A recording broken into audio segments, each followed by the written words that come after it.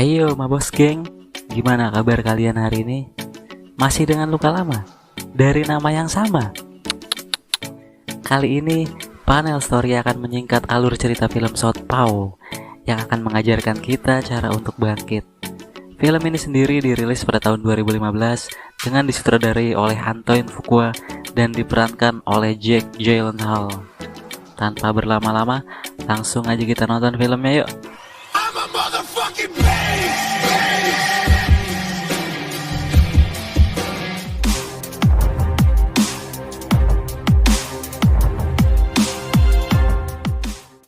Di awal scene, kita langsung diperlihatkan oleh jagoan kita di film ini, yang juga seorang juara tinju kelas menengah junior.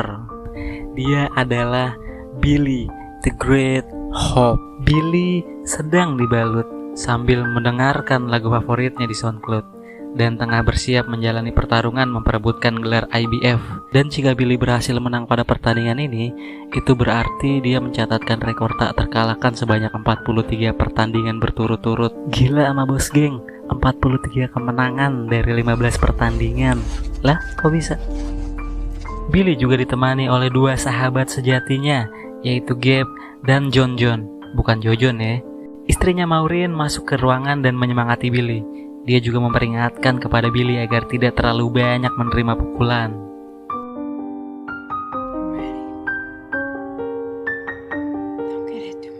Scene berlanjut ke ring tinju, di mana Billy sedang bertarung. Nampak di sini Billy sengaja menerima banyak pukulan tanpa pertahanan, tapi dia terlihat sangat menikmati pukulan tersebut dan tidak memikirkan sedikit pun resiko cedera. Pertarungan pun terlihat seimbang hingga memasuki ronde ke-10. Maureen terus menyemangati Billy dari luar ring. Di situ juga tampak seorang petinju lain yang sedang menonton pertarungan Billy. Dia bernama Miguel Escobar. Di ronde ke-10, satu pukulan keras Billy mendarat telak di muka musuhnya dan membuatnya terjatuh sampai wasit menghitung hingga detik ke-10. Billy pun keluar sebagai pemenang dan merebut gelar IBF dan kembali melanjutkan kemenangan beruntunnya tanpa sekalipun kalah. Setelah pertandingan berakhir, Billy mengalami banyak luka pada bagian wajahnya, terutama pada bagian mulut. Maureen pun nampak khawatir dengan cedera yang dialami Billy. Kemudian, Billy menghadiri konferensi pers dengan membawa sabuknya. Di saat menjawab pertanyaan wartawan, tiba-tiba seorang berkepala botak nyeletuk ingin menantang dan merendahkannya. Ya, dia seorang petinju yang tadi ada di bangku penonton. Tapi di sini Billy pura-pura nggak terpancing mabos geng.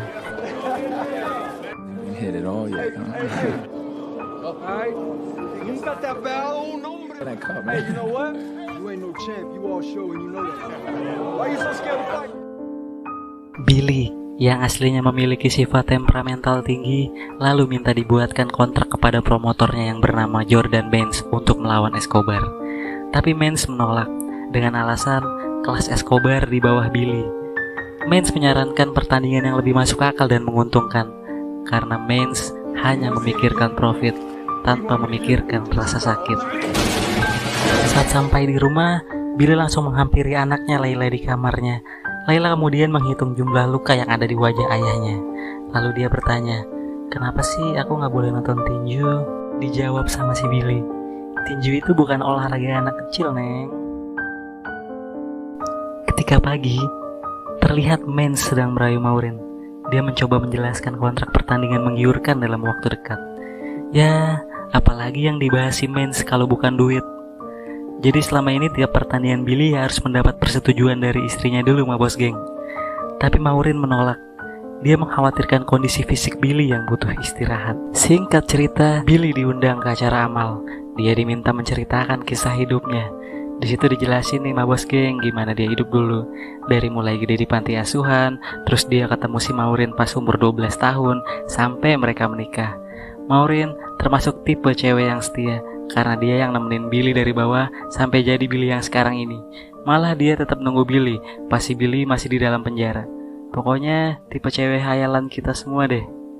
Acara tersebut juga dihadiri oleh Escobar dan sepupunya. Saat acara selesai, si botak Escobar kembali nyari gara-gara sama si Billy.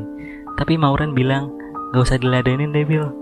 Tapi karena dicuekin, akhirnya Escobar melecehkan Maureen dengan perkataan, dia sengaja mancing.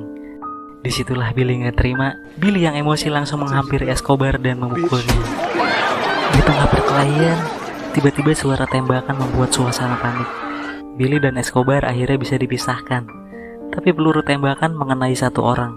Dan saat Billy melihat Maureen,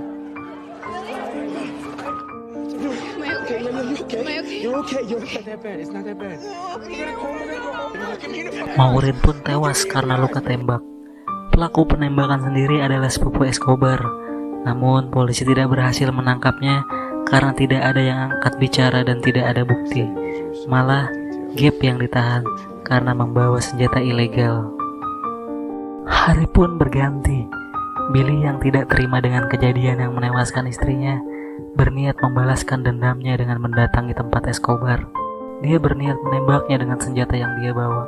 Saat sampai di tempat Escobar, di sana dia hanya melihat istri Escobar yang juga seorang pecandu berat. Billy pun sempat gelap mata, tapi niatnya dia urungkan karena di sana juga terdapat anak Escobar yang masih kecil. Waktu pun berlalu, kematian Maureen masih membayangi Billy. Hingga cukup lama dia tidak mengadakan pertandingan. Pengeluaran Billy pun menumpuk hingga asetnya disita. Mans membawa jalan keluar dengan menawarkan Billy sebuah pertandingan. Billy pun terpaksa menjalani pertandingan di masa dukanya. Dia selalu menatap bangku yang biasa diduduki Maureen yang selalu memberinya semangat. Billy yang fokusnya kacau pun dihajar habis-habisan oleh lawannya. Saat konsentrasi Billy benar-benar hilang dan lawan akan menghabisinya, pelatih Billy melempar handuk putih yang menandakan menyerah. Wasit pun memisahkan, tapi emosi Billy semakin tidak karuan dan malah menanduk wasit. Insiden ini membuat Billy dijatuhi hukuman skorsing selama 1 tahun tanpa pertandingan, yang artinya Billy tidak akan mendapat pemasukan selama itu. Malah dia harus membayar denda yang cukup mahal karena melakukan pelanggaran.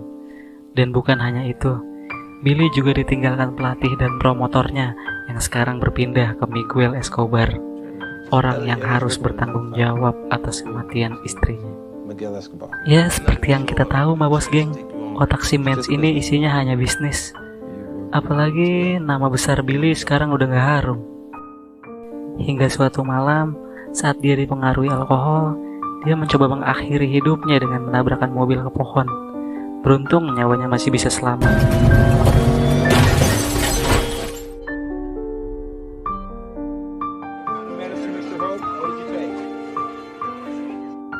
Tapi dia harus menjalani sidang karena perbuatannya. Dan di sini pengadilan memutuskan untuk memisahkannya dari putrinya Layla karena dinilai membahayakan Layla. Layla kini harus diasuh oleh panti perawatan anak milik negara sampai Billy dinilai bisa merubah sikapnya. Di titik terendahnya, Billy juga harus merelakan rumahnya disita oleh penagih hutang dan membuatnya kini tidak memiliki apapun selain sahabatnya John. John mengantar Billy ke sebuah camp boxing di mana Billy berniat mencari pekerjaan di sana. Tempat tersebut milik seorang mantan petinju profesional dan sekarang menjadi pelatih. Dia bernama Tick Wills yang memiliki ciri khas luka pada mata kirinya. Dan dari mana luka itu didapat, nanti akan dijelaskan. Oke? Tick Wills bukanlah seorang pelatih tinju profesional. Dia sendiri dikenal sebagai pelatih yang sangat disiplin dalam melatih. Dia lebih senang melatih para remaja untuk berlatih. Saat Billy menanyakan pekerjaan, dia menawarkan Billy pekerjaan untuk membersihkan toilet. Ya Billy nolak dong.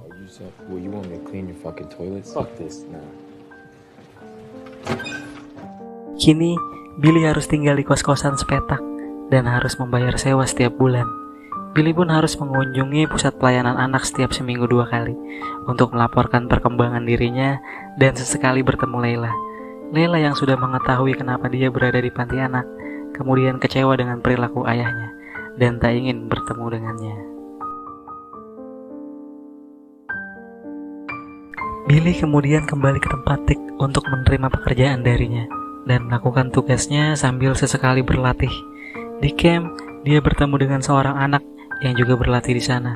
Anak itu bernama Hoppy dan sekarang menjadi teman Billy. Suatu malam di sebuah bar kecil, Tick Wells berada di sana untuk menghilangkan stres sambil nonton pertandingan tinju. Tampak di layar TV, Miguel Escobar mengalahkan petinju yang pernah mengalahkan Billy pada pertandingan sebelumnya dan berhasil merebut sabuk WBC. Billy yang dalam perjalanan pulang kemudian mampir ke bar tersebut dan tak sengaja bertemu Tick. Mereka pun berbincang. Tick menanyakan, "Kenapa kau ada di sini dan mabuk? Apa semua karena kematian istrimu?" Billy tak memiliki jawaban untuk pertanyaan Will, dan kemudian Will tertawa. Billy yang tersinggung kemudian menjatuhkan barstool dan pergi. Tapi dia balik lagi karena lupa bayar. Emosi Billy mereda dan dia bercerita kepada Tick mengenai masalah hidupnya. Billy pun mendapat nasihat luar biasa dari Tick. Hari-hari Billy kini banyak dihabiskan di camp boxing, dan Tick mulai melatih Billy bertinju dengan metode yang berbeda. Tick mengajarkan cara mengendalikan emosi saat di pertandingan dan lebih banyak mengandalkan pertahanan. Tick juga menjadi mentor bagi Billy. Sidang mengenai hak asuh Billy kembali digelar. Walaupun Billy sudah mengalami perubahan dalam perilaku, namun hakim harus memutuskan untuk memperpanjang hukuman Billy selama 1 bulan lagi. Tapi si Billy lebih bisa menerima keputusan tersebut, dan terlihat juga Tick sedang menghadiri sidang. Billy lalu menemui Tick di bar. Di sana Tick menanyakan kondisi Billy. Ya jelas sih Billy masih sedih. Lalu Billy menanyakan balik mengenai kondisi mata Tick. Di situ dia menjelaskan penyebab cedera pada matanya yang didapat saat dalam pertandingan tinju. Saat pertahanannya lengah, dia dipukul oleh lawannya pada bagian mata tersebut sampai cedera, hingga dia divonis tidak bisa melakukan pertandingan tinju lagi. Saat pagi di camp, Billy sedang berlatih. Seorang panitia pertandingan amal datang dan menawarkan sesuatu pertandingan kepada Billy. Tick mengizinkan Billy dengan syarat Billy harus bertarung dengan menerapkan metode yang selama ini ia latih. Billy pun menerima tawaran tersebut dan akan bertanding 8 ronde nanti. Balik ke pelayanan anak, Billy datang menemui Lela dan menceritakan akan kembali ke dunia tinju dan akan melakukan pertandingan amal. Lela minta ikut nonton, tapi Billy nggak ngizinin sesuai larangan istrinya. Lalu Lela balik melarang Billy untuk tidak bertinju lagi. Karena kalau dia kembali ke dunia tinju, kemungkinan perilaku ayahnya akan kembali barbar. Lela kembali kecewa karena Billy belum berhasil mengeluarkannya dari tempat tersebut.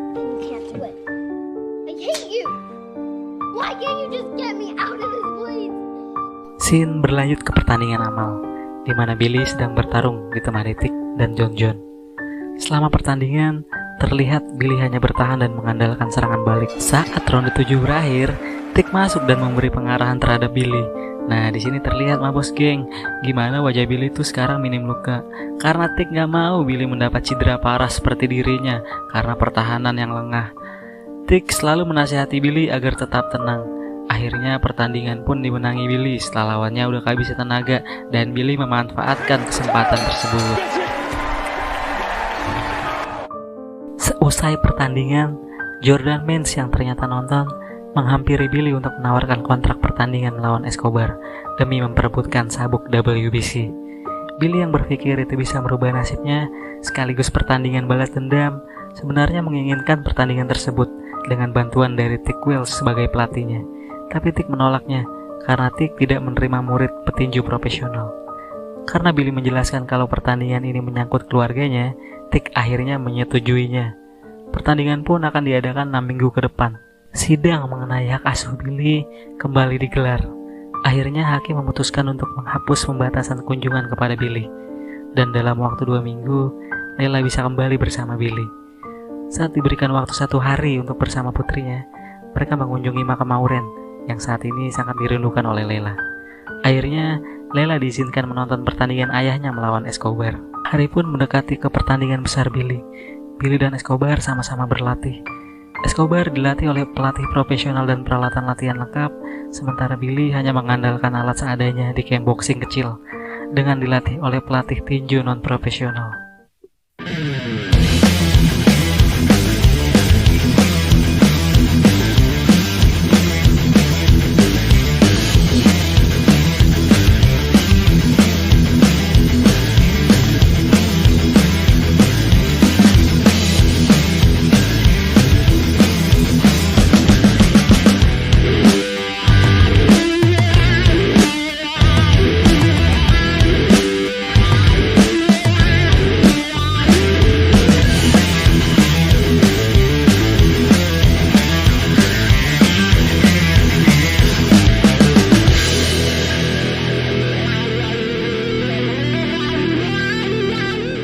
Akhirnya pertandingan pun tiba. Pertandingan yang digelar di Caesars Palace, Las Vegas akan mempertemukan juara bertahan dan mantan juara. Billy Hope memasuki arena pertama dan tanpa diiringi oleh entry musik.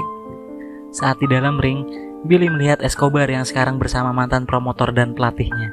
Sedangkan Billy ditemani oleh Tik dan John John. Lela ditemani oleh pengasuhnya dan menonton di ruang ganti. Pertandingan pun dimulai. Billy hanya menggunakan pertahanan untuk melawan Escobar. Di ronde pertama, Billy mendapat luka pada mata kirinya, tapi pertandingan berjalan seimbang.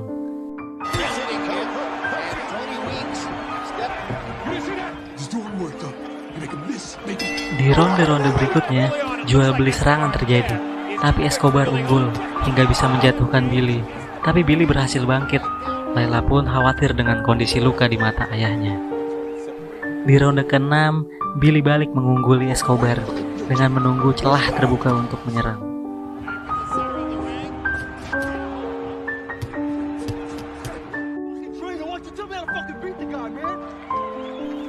Hingga ronde ke-11, mereka terlihat seimbang. Sampai Escobar mencoba memancing Billy dengan bacot no jutsunya. Billy pun langsung emosi, tapi beruntung bunyi bel menyelamatkannya.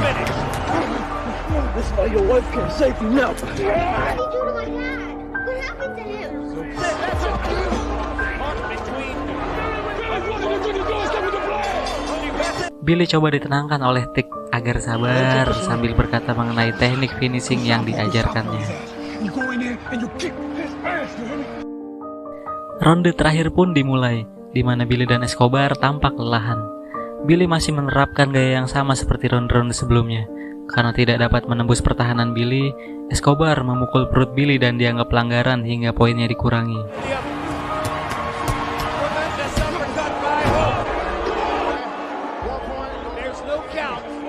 Escobar yang sudah kelelahan dan tidak fokus dimanfaatkan Billy untuk mengeksekusinya dengan kombinasi jab dan uppercut mematikan.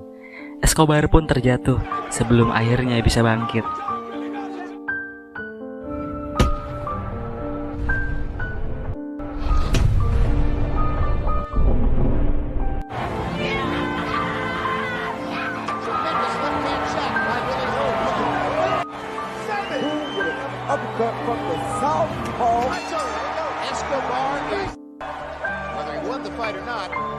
Save the bell in the last round pun dibunyikan dan pemenang akan segera diumumkan.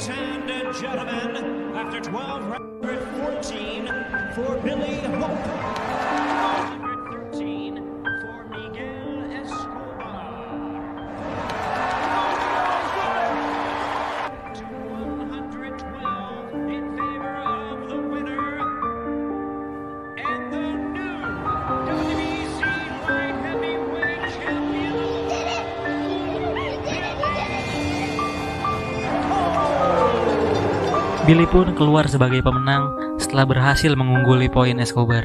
Billy melakukan selebrasi dengan mencium tiang tinju dan berucap, "Maureen, kita berhasil." Setelah mendapat sabuk, Billy menyerahkan sabuk itu kepada Tik dan memintanya menggantungkan di camp miliknya, karena memang Billy tidak termotivasi untuk mendapatkan sabuk. Film pun ditutup dengan pelukan Billy kepada Layla dan menandakan bahwa Billy Hope telah kembali.